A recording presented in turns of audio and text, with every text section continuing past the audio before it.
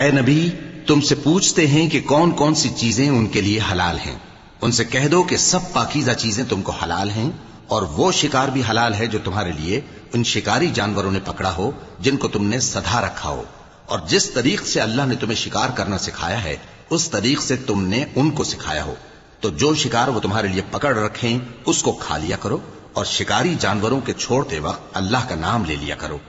اور اللہ سے ڈرتے رہو، بے شک اللہ جلد حساب لینے والا ہے۔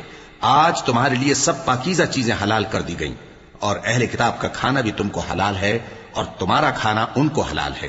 اور پاک دامن مومن عورتیں اور پاک دامن اہل کتاب عورتیں بھی حلال ہیں، جبکہ ان کا مہر انہیں دے دو، اور نکاح سے عفت قائم رکھنی مقصود ہو، نہ کہ کھلی بدکاری کرنی اور نہ چھپی دوستی کرنی۔ اور جو شخص ایمان کا منکر ہوا اس کے عمل ضائع ہو گئے اور وہ آخرت میں نقصان پانے والوں میں ہوگا۔ مومنو، جب تم نماز پڑھنے کا قصد کیا کرو تو اپنے منہ اور کوہنیوں تک ہاتھ دھو لیا کرو، اور سر کا مسح کر لیا کرو، اور ٹخنوں تک پاؤں دھو لیا کرو، اور اگر جنابت کی حالت میں ہو تو نہا کر پاک ہو جایا کرو، اور اگر بیمار ہو یا سفر میں ہو یا کوئی تم میں سے بیت الخلا سے ہو کر آیا ہو یا تم نے عورتوں سے مقاربت کی ہو،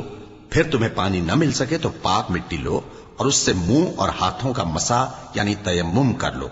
اللہ تم پر کسی طرح کی تنگی نہیں کرنا چاہتا، بلکہ یہ چاہتا ہے کہ تمہیں پاک کرے اور اپنی نعمتیں تم پر پوری کرے تاکہ تم شکر کرو۔